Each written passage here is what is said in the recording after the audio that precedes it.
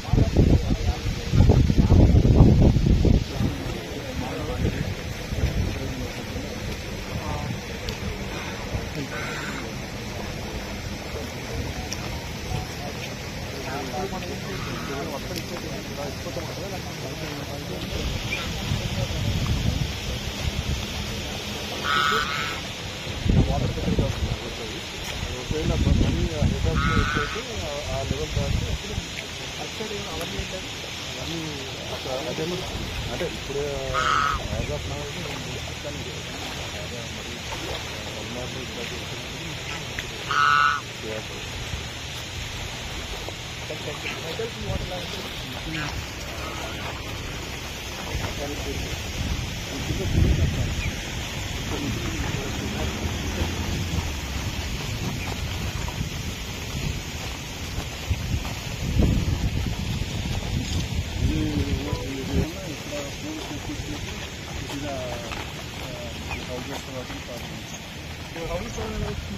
ఎందుకంటే మీ హౌస్లో ఉంటుంది మీరు ఎంత తెలుస్తుంది ఇప్పుడు అంతా ఇక్కడ అయితే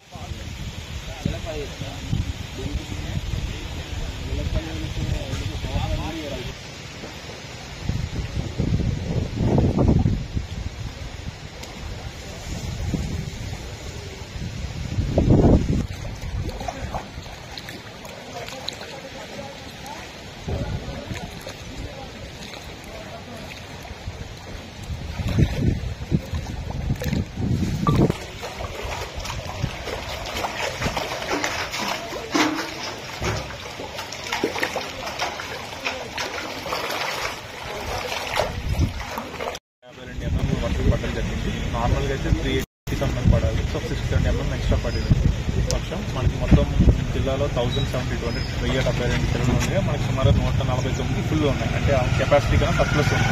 so as of bund strengthening అని అవన్నీ కూడా ముందు చేయడం వల్ల యాజ్ ఆఫ్ ఇష్యూస్ ఏమీ లేవు।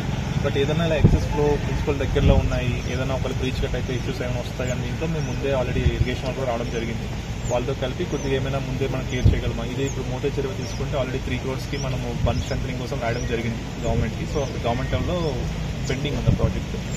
ఇది కాకుండా కూడా యాజ్ ఆఫ్ నో కండిషన్స్ అయితే నేను వేరే కూడా చూస్తూ ఉన్నాము, యాజ్ ఆఫ్ నో ఇష్యూస్ ఏం లేవు మనకి। బట్ నెక్స్ట్ వచ్చే వర్షాలకి ఇప్పుడు ఈ వర్షానికి మన గవర్నమెంట్ కూడా ఏ వర్షం పడినా కూడా అప్పుడు సర్ఫేస్ వాటర్ మీదనే ఉంటుంది ఇంటర్ కాబట్టి అన్ని కూడా ఇవన్నీ చెరువులని రిలీజ్ అవుతుంది।